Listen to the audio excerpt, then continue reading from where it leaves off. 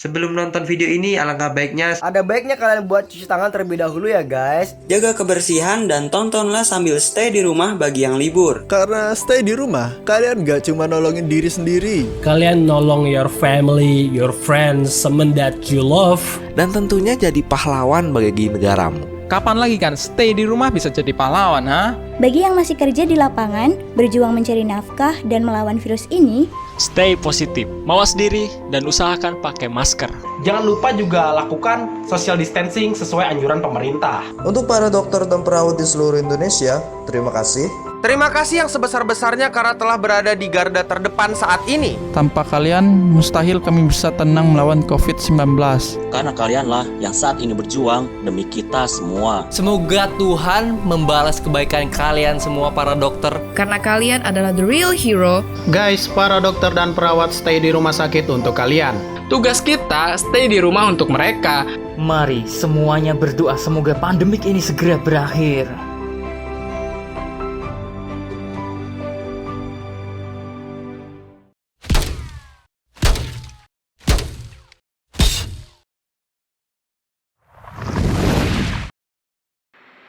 Halo guys, selamat datang kembali di channel Ivan Akbar 67. Dalam video ini gua mau bahas tentang anime Tate no Yusa. Dalam video ini gua mau bahas lanjutan anime Tate no Yusa berdasarkan light novel volume 9. Video ini bakal gua bagi jadi dua part. Jadi video ini adalah part pertama dari pembahasan light novel volume 9. Video ini adalah kelanjutan dari video sebelumnya. Jadi buat kalian yang belum nonton video yang sebelumnya, kalian bisa nonton videonya terlebih dahulu. Video ini isinya tuh udah jelas spoiler untuk kelanjutan animenya. Jadi buat kalian yang gak suka spoiler, kalian bisa close video ini. Sebelum kita mulai, gua mau ngingetin lagi ke kalian, jangan lupa untuk subscribe channel ini. Dan jangan lupa juga untuk nyalain loncengnya, supaya kalian dapat notif kalau channel ini update video terbaru. Party Naofumi dan Party Glass saat ini sedang berhadapan dengan monster yang bernama Interdimensional Ganesha Shadow. Monster itu mengayunkan senjata seperti tasbih Buddha ke arah Naofumi. Naofumi dengan mudah memblokir serangan itu. Selain itu Naofumi juga menangkap tasbih dari monster itu. Raptalia langsung menyerang monster Ganesha Shadow dengan katana miliknya. Raptalia berhasil memotong monster itu dan membelahnya menjadi dua bagian. Naofumi saat ini udah mencapai level 75. Tapi walaupun gitu, masih ada beberapa skill dan perisai yang berasal dari dunia sebelumnya. Skill dan perisai itu masih belum bisa dipakai di dunia Kizuna. Gak lama, datang monster lain yang mau menyerang Naofumi. Tapi Vilo yang ada di udara, dia menuju monster yang mau menyerang Naofumi. Vilo juga mampu menghindari serangan monster dengan sangat cepat. Oh ya, Naofumi dan yang lainnya saat ini menghadapi gelombang di dunia Kizuna.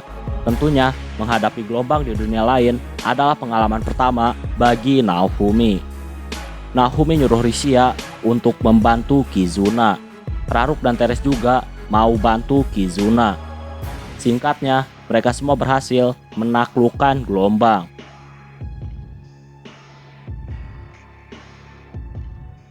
Di dunia Kizuna, Naofumi bekerja di sebuah bengkel. Dia minjem bengkel milik Romina. Romina adalah kenalan Kizuna yang bekerja sebagai pemilik toko senjata. Tentunya di bengkel, Naofumi membuat banyak aksesoris. Party Naofumi dan Party Glass mereka berdiskusi. Ternyata di dunia Kizuna udah ditemukan sebuah item teleportasi untuk menuju tempat gelombang. Itemnya berbentuk seperti kalung, tapi ada batu permatanya. Yang menciptakan item itu adalah manusia kristal. Naofumi terkejut karena di dunia Kizuna udah ada item yang meniru teleportasi ke tempat gelombang. Padahal teleportasi ke tempat gelombang hanya dimiliki oleh para pahlawan suci. Dan ternyata item itu dijual kepada siapapun yang mau ikut membantu dalam pertarungan gelombang, termasuk para petualang. Naofumi tertarik dengan item itu. Kalau Naofumi bisa memproduksi massal item itu di dunia Naofumi, maka Naofumi akan dapat untung besar, baik secara material ataupun menambah pasukan dalam menghadapi gelombang. Di dunia Kizuna juga ada sebuah legenda yang mengatakan kalau keempat pahlawan suci bertarung bersama demi melawan gelombang, maka hal itu akan memperpanjang waktu gelombang berikutnya. Naofumi dapat informasi yang sangat penting. Gak lama datang seorang kenalan Kizuna. Nama orang itu adalah Altores. Dia adalah seorang pedagang. Mereka pun mengobrol. Naofumi tahu kalau Alto adalah pedagang yang sangat hebat. Selain itu, diketahui juga bahwa pahlawan suci yang ada di dunia Kizuna, mereka nganggap kalau dunia baru hanyalah sebuah game. Jadi bisa dibilang sama kayak 3 pahlawan suci bodoh yang ada di dunia Naofumi. Tidak bersatunya para pahlawan akan membuat dunia kesulitan dalam menghadapi gelombang. Begitu juga dengan para pengguna facial weapon di dunia Kizuna. Mereka juga ada yang egois dan gak mau bersatu dalam menghadapi sebuah gelombang. Untungnya di masa lalu, Kizuna udah ngambil tindakan dengan sangat cepat. Kizuna dan yang lainnya menjelajah dunia dan mereka melatih para petualang. Sehingga para petualang di dunia Kizuna punya kekuatan yang cukup dalam menghadapi gelombang. Tapi karena keputusan Kizuna, ada beberapa negara yang gak mau nurunin pengguna facial weapon. Alasannya karena mereka nganggap kalau para petualang udah cukup dalam menghadapi gelombang. Alto juga tahu kalau Naofumi adalah seorang pedagang yang pernah membuat heboh dengan menjual soul healing water. Naofumi bilang kalau dia bakal ngajarin Alto, tapi syaratnya Alto harus bisa menawarkan sesuatu yang menarik Naofumi. Negosiasi tidak berjalan baik. Gak lama, Alto pun ganti topik. Alto bertanya kenapa Kizuna menghentikan penelitian untuk membuat alat yang bisa mengidentifikasi pahlawan suci dari dunia lain. Kizuna bilang kalau dia yakin ada opsi yang lebih baik dari penelitian hal itu. Alto ngasih buku yang dia temukan di perpustakaan labirin kuno. Mereka pun diskusi tentang apa yang harus mereka lakuin di masa depan.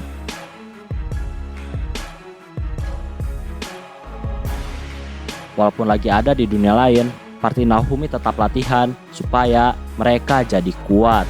Mereka latihan di tempat pelatihan istana negara Kizuna. Philo ternyata sekarang mampu menguasai kontrol energi dengan sangat baik.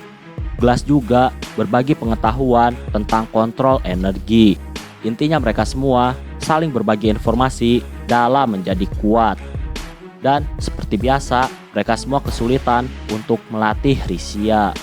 Risia punya kekuatan tersembunyi di dalam dirinya. Tapi Naofumi masih bingung tentang bagaimana cara dia untuk memaksimalkan kekuatan Risia. Di tengah diskusi, tiba-tiba datang Ethnobald. Naofumi heran kenapa Ethnobald tiba-tiba datang ke tempat latihan. Padahal Ethnobald bukan petarung garis depan. Ethnobald bilang kalau rasnya adalah ras yang lambat dalam menaikkan status kekuatan. Gak peduli berapa banyak sihir yang dipelajari Ethnobald, dia tetap lambat dalam menaikkan kekuatannya. Karena hal itulah Ethnobald berhenti jadi petarung garis depan. Naofumi menyindir Ethnobald. Naofumi nganggap kalau Ethnobald hanya belum mendapatkan cara yang pas untuk bertarung. Tapi sekarang Ethnobald udah menyerah untuk ikut bertarung. Makanya Naofumi menyindir Ethnobald. Naofumi bilang bahwa Risia punya status kekuatan yang sangat rendah. Walaupun statistiknya rendah, Risia bisa ikut dalam pertarungan. Glass menghormati Risia karena sanggup bertarung dengan statistik yang rendah. Ethnobald ngerti kalau dia lagi disindir. Naofumi bilang kalau semua keputusan ada di tangan Ethnobald. Mau ikut bertarung atau enggak, itu semua tergantung keputusan Ethnobald. Selama enggak menyerah, pasti ada jalan. Ethnobald pun jadi termotivasi. Dia mau ikut latihan. Raphtalia juga mencoba efek sarung katana yang dikasih sama Naofumi. Naofumi juga nambahin aksesoris ke sarung katananya. Tentunya supaya katana Raphtalia jadi semakin kuat. Ketika dicoba, ternyata kecepatan Raphtalia meningkat drastis. Jadi, semakin lama Raphtalia naruh katana di sarung katananya, maka efek dari sarung katana akan mengisi katana milik Raphtalia. Naofumi juga nyuruh Rusia untuk menyelidiki buku kuno dari Alto. Naofumi dan yang lainnya lanjut latihan.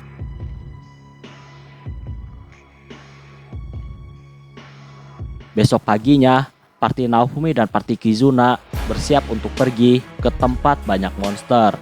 Sebelum berangkat, mereka mengobrol. Ternyata Kizuna sangat lelah. Alasannya karena semalaman dia memancing.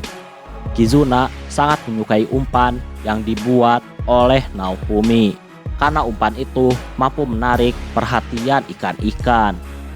Naofumi juga dapat info bahwa di dunia Kizuna ada bubuk kekuatan dan bubuk sihir. Kedua item itu sangat berguna untuk ningkatin skill ataupun kekuatan. Nah, karena hal itulah para petualang di dunia Kizuna jauh lebih kuat daripada para petualang di dunia Naofumi.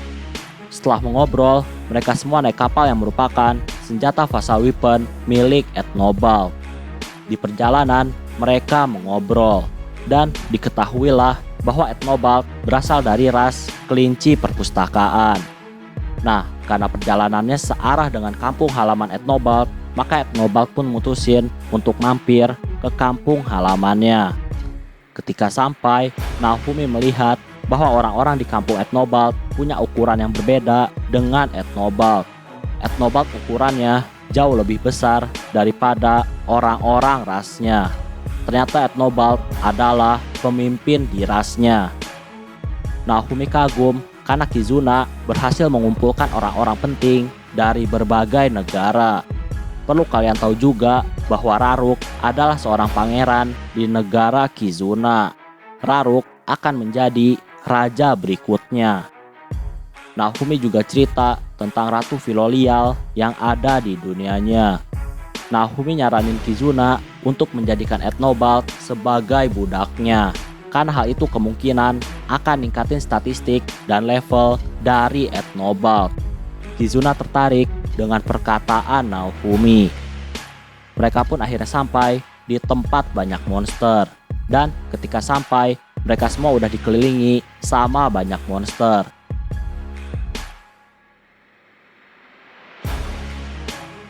Mereka pun menyerang monster-monster yang ada di sekitar. Glass menghempaskan beberapa monster dengan kipasnya. Glass kagum karena aksesoris yang diberi oleh Naofumi bisa meningkatkan kekuatan senjatanya. Raruk juga mulai ikut menyerang, dan Raruk pun ngerasain hal yang sama seperti Glass. Kekuatan senjata Raruk jadi meningkat drastis karena aksesoris dari Naofumi. Tentunya aksesoris itu juga punya kelemahan. Mereka semua gak boleh terus-menerus pakai efek dari aksesoris. Alasannya, kalau terlalu sering dipakai, maka aksesorisnya akan rusak dan mudah hancur. Monster-monster terus berdatangan. Hal itu tentunya terasa sangat aneh. Ketika melihat Kizuna, Naofumi pun akhirnya sadar bahwa para monster berkumpul dikarenakan aksesoris yang dia kasih kepada Kizuna. Jadi, ketika Kizuna memancing, ikan-ikan berkumpul dengan sangat mudah. Hal itu karena efek aksesoris Naofumi. Ternyata, selain menarik perhatian ikan, umpan itu juga menarik perhatian dari para monster. Ketika Naofumi mau memperbaiki aksesoris dan menghilangkan efek umpan kepada monster, Kizuna jelas menolaknya. Alasannya karena Kizuna sangat suka memancing. Karena Kizuna menolak, maka semua orang berusaha mengambil aksesoris itu dengan cara paksa. Kizuna adalah maniak dalam memancing. Bahkan ketika bertempur, kalau ada kesempatan untuk mancing, maka Kizuna bakal milih untuk memancing. Makanya parti Kizuna memaksa Kizuna untuk melepas aksesoris Naofumi. Ketika aksesorisnya direbut, Kizuna pun menangis. Setelah itu, mereka semua pergi dari kerumunan monster. Naofumi pun telah berhasil memperbaiki aksesoris umpan milik Kizuna. Gak lama, datang beberapa monster. mereka semua pun mulai bergerak untuk melawan para monster. Mereka semua menang dengan sangat mudah. Di malam harinya, mereka berkemah. Naofumi mengotak-atik statistik dari Rapchan. Jadi, karena Rapchan adalah binatang pengawal, maka Rapchan gak punya level. Tapi, Naofumi bisa mengotak-atik statistik dengan memasang item kepada Rapchan. Makanya, sekarang Naofumi lagi masang beberapa item untuk ningkatin kekuatan Rapchan. Besok paginya, mereka pulang ke kastil negara Kizuna. Mereka semua lanjut latihan. Dalam perjalanan farming melawan monster, Philo naik level drastis. Dan perubahan Philo sekarang mirip seperti bentuk Philo yang dulu, yaitu burung gemuk dan besar. Tapi walaupun gitu, ras Philo masih gak berubah, yaitu ras burung bernyanyi. Philo akhirnya bernyanyi, dan itu ngasih efek bisa memulihkan energi semua orang dengan sangat cepat. Latihan pun berjalan dengan lancar.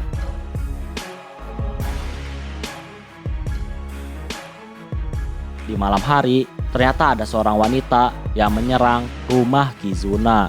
Namanya adalah Yomogi Emar. Dia adalah orang suruhan dari Kyo. Yomogi mulai menyerang dengan pedangnya. Yomogi bergerak sangat cepat ke arah Kizuna dan Glass. Naofumi bereaksi dan dia pun melindungi Kizuna dan Glass dengan perisainya. Ketika Naofumi menahan serangan Yomogi, Raptalia mulai menyerang. Tapi Yomogi dengan mudah menangkis serangan katana Raptalia. Bahkan Yomogi mampu membaca pergerakan super cepat dari Raptalia. Glass pakai kipasnya dan dia menghempaskan Yomogi sejauh 3 meter. Naofumi tertarik dengan pedang milik Yomogi. Pedangnya mirip dengan senjata suci yang dimiliki oleh Ren. Ternyata pedang Yomogi adalah pedang buatan dari Kyo. Yomogi mulai menyerang. Naofumi pakai perisai udara di depan Yomogi. Yomogi mundur jauh ke belakang. Tapi lagi-lagi Naofumi ngeluarin perisai udara di belakang Yomogi, sehingga Yomogi terbentur perisai udara. Naofumi juga ngeluarin perisai ketiga di depan Yomogi. Dan akhirnya Yomogi terjepit oleh 2 perisai. Naofumi juga ngeluarin rantai dari perisainya. Dan dia pun merantai Yomogi. Pedang Yomogi pun dijatuhkan. Dan pedang itu menusuk ke tanah. Tiba-tiba muncul ledakan. Perisai yang menjepit Yomogi dan rantai yang mengikat Yomogi semuanya musnah karena ledakan. Tentunya Naofumi dan yang lainnya berhasil menghindar dari ledakan. Raptalia langsung menyerang Yomogi, tapi Yomogi mampu menghindarinya. Raptalia dan Yomogi saling adu pedang, tapi Raptalia lengah. Naofumi pun pakai perisainya untuk melindungi Raptalia. Philo ngeluarin tebasan angin miliknya, tapi Yomogi mampu menangkis semua serangan Philo.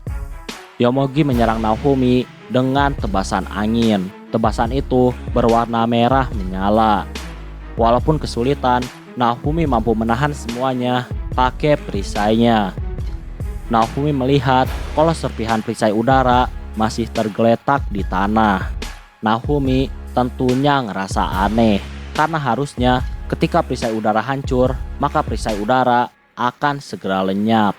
Tapi sekarang ada serpihan perisai udara. Naofumi menganggap kalau itu semua karena efek aksesoris yang telah dia pakai. Naofumi pun menyerang Yomogi pakai serpihan perisai udara. Sayangnya Yomogi berhasil menangkisnya. Naofumi berniat pakai perisai amarah, tapi Glass melarangnya karena serangan Naofumi akan menghancurkan rumah Kizuna. Naofumi nyuruh Raptalia untuk menyerang Yomogi pakai skill yang kuat.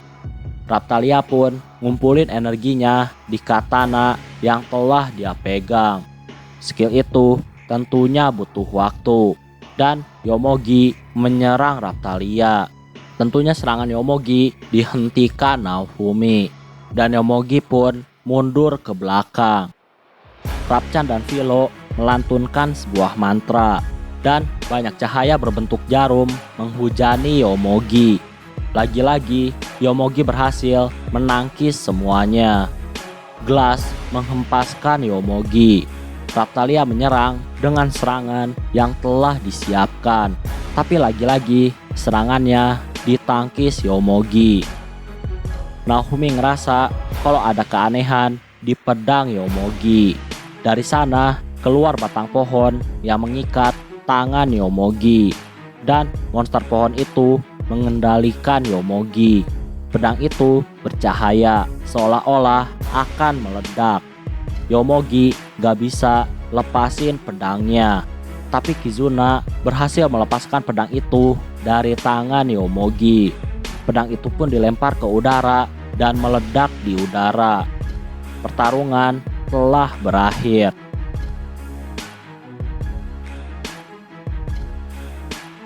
Naofumi masih mencoba untuk mendapatkan informasi dari Yomogi. Gak lama datang beberapa prajurit kerajaan. Mereka melaporkan bahwa istana sedang diserang. Raruk sekarang berjuang sendirian menahan musuh yang ada di istana. Naofumi berpikir kalau Kyo bakal manfaatin jam pasir naga. Jadi karena udah ada yang berhasil nemuin alat untuk berteleport pakai jam pasir naga, maka tentunya hal itu akan sangat berbahaya. Jam pasir naga biasanya ditempatkan di tempat yang penting seperti ibu kota. Jika Kyo manfaatin kekuatan teleport jam pasir naga, maka Kyo bisa mengirim pasukan musuh dalam jumlah yang banyak ke negara Kizuna, dan itu tentunya akan membuat kekacauan. Jadi singkatnya, jam pasir antar negara terhubung satu dengan yang lainnya. Tapi gak semua jam pasir bisa terhubung. Contohnya, negara Kizuna berhubungan baik dengan negara A. Maka negara Kizuna bisa menghubungkan jam pasir negara A dengan negara Kizuna. Nah, bakal jadi bahaya kalau Kyo manfaatin jam pasir yang udah terhubung dengan negara Kizuna. Musuh bisa muncul di tengah ibu kota. Mereka pun lebih milih untuk pergi ke tempat jam pasir. Mereka yakin kalau Kyo sengaja pakai pengalihan dengan cara menyerang istana. Padahal tujuan sebenarnya adalah mengirim pasukan lewat jam pasir. Dengan segala pertimbangan dan kesepakatan, Naofumi juga mengajak Yomogi untuk ikut. Tentunya Kizuna harus memasukkan Yomogi ke dalam partinya supaya Yomogi ikut berteleport. Naofumi juga pakai kertas mantra untuk menjadikan Yomogi sebagai budaknya. Hal itu dilakuin supaya Yomogi tetap mentaati kesepakatan yang dibuat. Oh ya, Yomogi pengen ikut karena rencana penyerangan berbeda dengan apa yang telah didengar dari Kyo. Mereka semua akhirnya sampai di tempat jam pasir. Ternyata gak ada tanda-tanda dari musuh. Glass diperintah untuk menjaga jam pasir, sedangkan sisanya pergi ke istana. Ketika sampai istana, ternyata di sana udah ada Teres yang sedang membantu Raruk.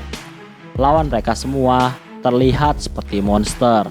Monster-monster itu bergerak sangat cepat sehingga Raruk kerepotan. Naofumi mulai bantu Raruk. Monster-monster itu berbadan setengah manusia dan setengah monster. Ternyata mereka adalah para wanita yang merupakan bawahan orang jenius yang menuduh Raphtalia sebagai pencuri pasal weapon katana. Para bawahan orang jenius sangat dendam kepada Naofumi dan yang lainnya. Diketahui juga bahwa bawahan orang jenius dikasih kekuatan sama Kyo, dan mereka juga dijanjikan bahwa orang jenius akan dibangkitkan oleh Kyo. Makanya mereka mau bunuh Naofumi dan yang lainnya. Yomogi yang anggap kalau Kyo adalah orang baik, dia pun mau ikut bertarung. Karena bawahan orang jenius menggambarkan Kyo sebagai orang jahat. Salah satu bawahan orang jenius yang bernama Sugumi dia pegang tombak dan mulai menyerang. Pertarungan pun akhirnya dimulai.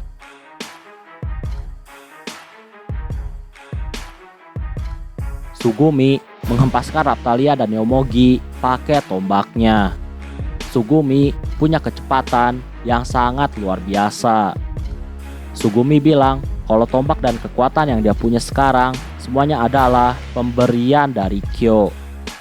Raruk gak tahu apapun tentang senjata Kyo.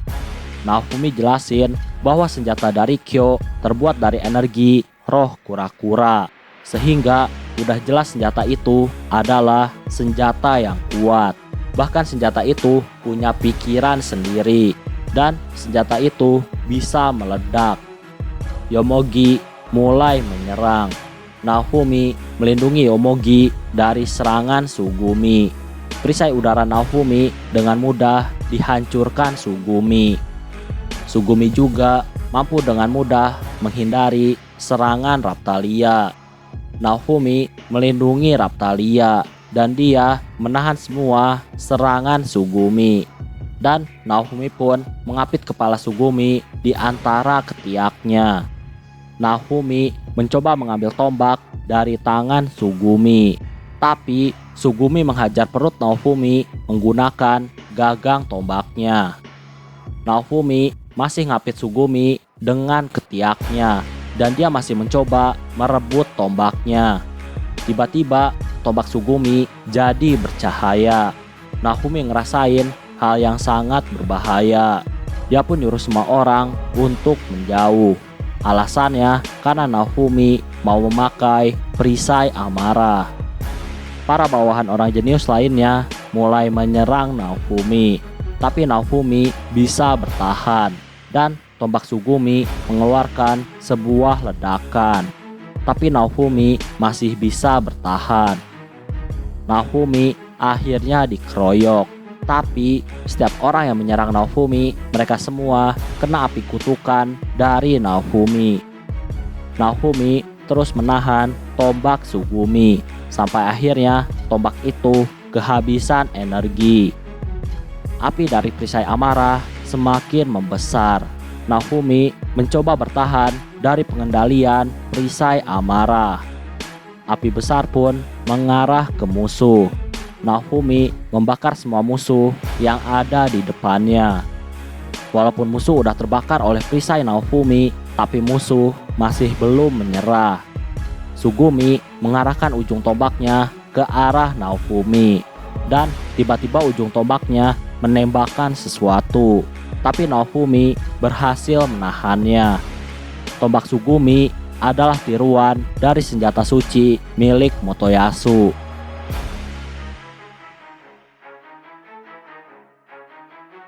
Semua musuh teriak kesakitan. Naofumi dan yang lainnya nganggap kalau mereka kesakitan karena efek dari kekuatan setengah binatang. Sedangkan Sugumi dia terus kesakitan karena energinya disedot oleh tombak miliknya. Sebenarnya Kizuna mau menebas monster yang ada di tombak Sugumi. Tujuannya supaya monster itu gak nyedot energi Sugumi.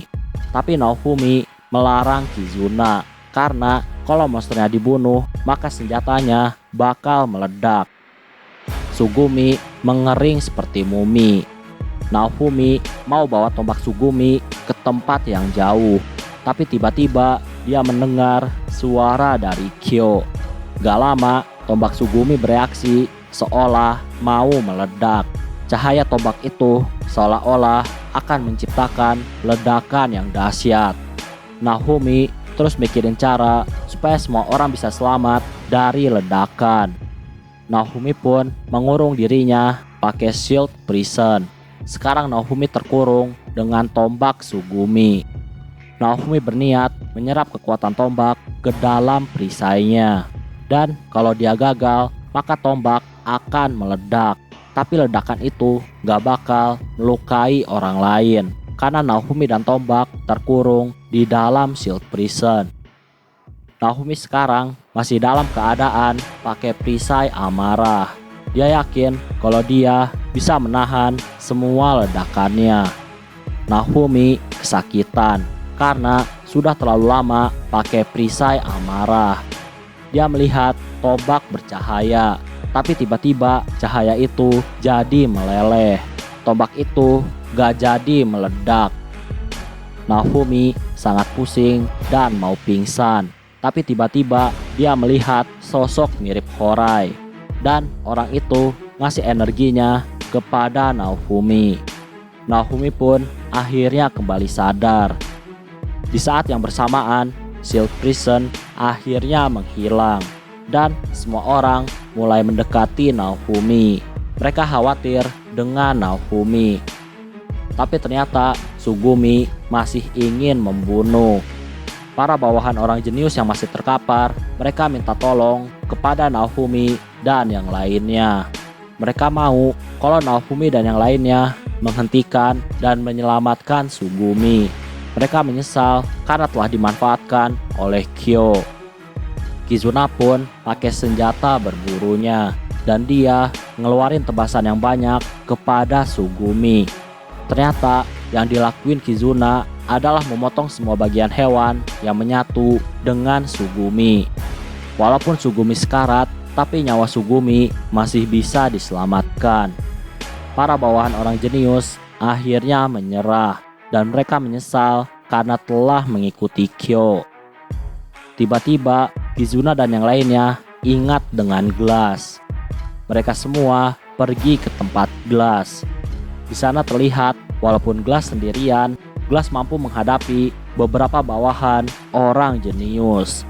Bawahan orang jenius yang bersama Kizuna, mereka menghentikan teman-teman mereka. Mereka ngasih tahu kalau Kyo hanya memanfaatkan mereka. Setelah kondisi tenang, Kizuna memotong semua bawahan orang jenius. Tentunya yang dipotong adalah tubuh setengah binatang yang dikasih sama Kyo. Dari situ terungkap juga bahwa Kyo merintahin bawahan orang jenius untuk menghubungkan jam pasir negara Kizuna dengan jam pasir tempat di mana Kyo berada. Untungnya Glass mampu bertahan dan rencana menghubungkan jam pasir telah digagalkan.